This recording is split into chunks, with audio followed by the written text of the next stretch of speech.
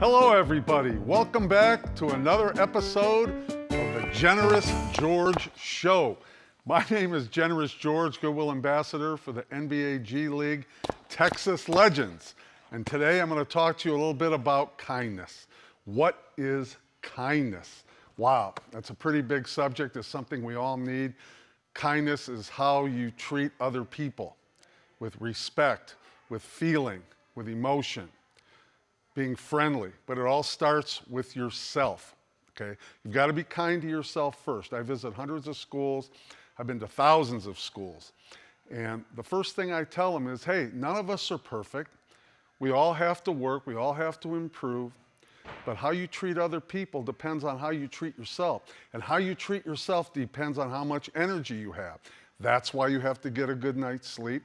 That's why you have to eat good foods, drink plenty of lemon water every day, exercise, get outside, get the fresh air.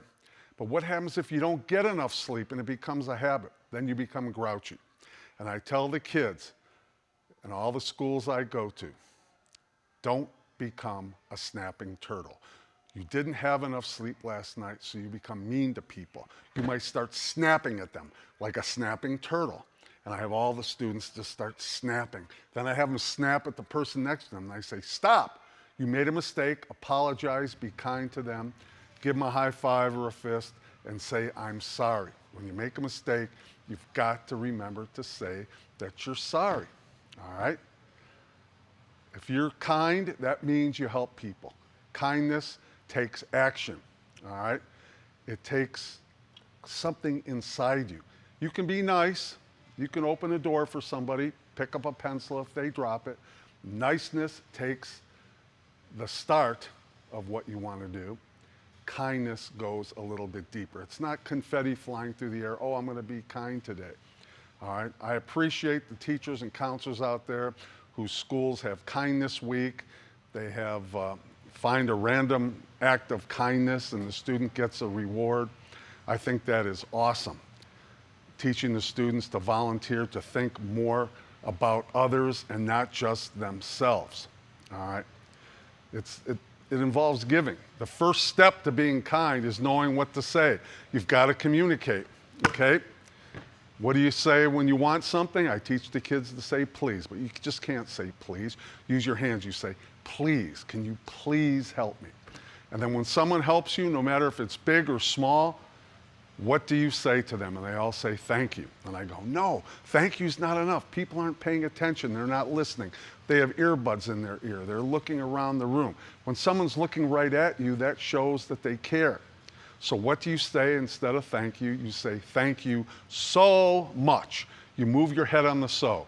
Thank you so much. And I have all the students go, thank you so much. And they all start laughing.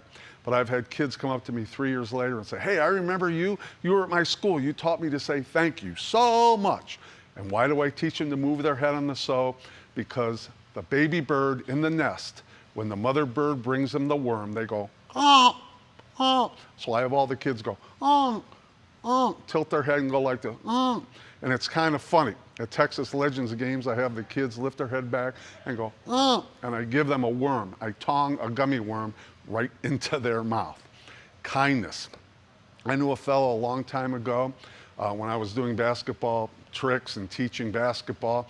He had his students say yes, sir, no, sir, and they called me Mr. Shower. My nickname back in the day was Crazy George. I changed my name to Generous George a few years ago because I wanted to be kinder.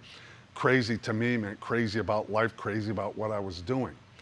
But Generous George is a little warmer. It's more giving, okay? Kindness. I met another fellow once at a school, a little town in Pennsylvania. He was a former Marine sergeant. Once a Marine, always a Marine. He had his students line up, walk through the halls. They all sat together at lunch, boy, girl, boy, girl. I came into the gym to do my assemblies. They kind of marched in. They all raised their hands at the same time. The kids love this principle.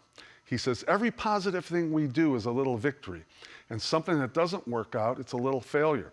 If it's a little failure, we correct it. If it's a little victory, we try to make it a bigger victory. If you're successful with a little victory, you get a reward. If you have a little failure, you have to suffer the consequence and you have to do something. You get punished. You have to clean the tables in the cafeteria. You have to wipe the floor. You have to do this. You have to do that. And the kids learn to respect each other and to care about each other. That's very, very, very important. Texas Legends games in Frisco, Texas at the Comerica Center. I have been fortunate to perform at 213 games in the end zone. I don't do a show. I don't do basketball tricks, okay? What I do is dump out 50 basketballs, 13 hula hoops, and 6 mini trampolines and say, go play. And the kids have free play in my end zone. In the other end zone, there are bounce houses. There's children ages 3 to 15. I have never seen a fight. I really, really appreciate that here in North Texas, how they strive really, really hard to make the kids get along with each other and respect each other, no matter what their skin color, what their nationality, what their beliefs. Everybody gets along. If you have a birthday party, you have to invite everybody in your class. Kindness, all right? It's very, very, very important. And I hope everybody out there tries to be a little bit more kind. Involve somebody. A new student moves to your school, involve them in your activities. Volunteer in school for different activities that you have. That's very important. You play sports. If you play soccer and someone on the other team falls down, don't laugh at them or point your finger at them. While the game's going on, pick them up, pat them on the back. A friend of mine had a daughter in high school. She won a 4-year scholarship to college. She wasn't the best player on her team, but the scout in the stands was watching her play. She always gathered her team up. She always rooted them on, cheered them on. It wasn't about her scoring a goal. It was, if she had the ball, she'd kick it to someone who was closer to score a goal. A girl on the other team fell down. She helped her up, patted her on the back. After they lost the game 1-0, she gathered up her team. They lined up in a straight line. They went and shook hands. She was a champion, win or lose. She was kind, and that's very, very important to be kind. I came to North Dallas, Frisco, Texas, 9 years ago. Donnie Nelson, president of the Dallas Mavericks, invited me to come. And I showed him my Dirk Nowitzki doll. It's the only Dirk Nowitzki doll, 12-inch doll in the world. And I took my ball and I twirled the ball. Whoops. Took the ball, spun it on Dirk Nowitzki's hand just like that. And I had been doing this for 30 years with different dolls in my show. I have the students hold it. Way back in the day, Michael Jackson, Madonna, Bart Simpson, Teenage Mutant Ninja Turtles. I had them all. I had Michael Jordan with his tongue hanging out. I made the doll. I either made the doll or bought the doll.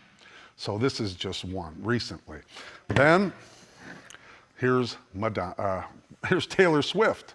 This is Taylor Swift. I spin the ball on her hand. I have a student hold it. Very popular was LeBron. Then the Biebs, Justin Bieber. Then it got to Steph Curry. Steph Curry, boy, did they love him. They screamed when I took Steph Curry out and took that ball. Got it going right up on his hand, just like that.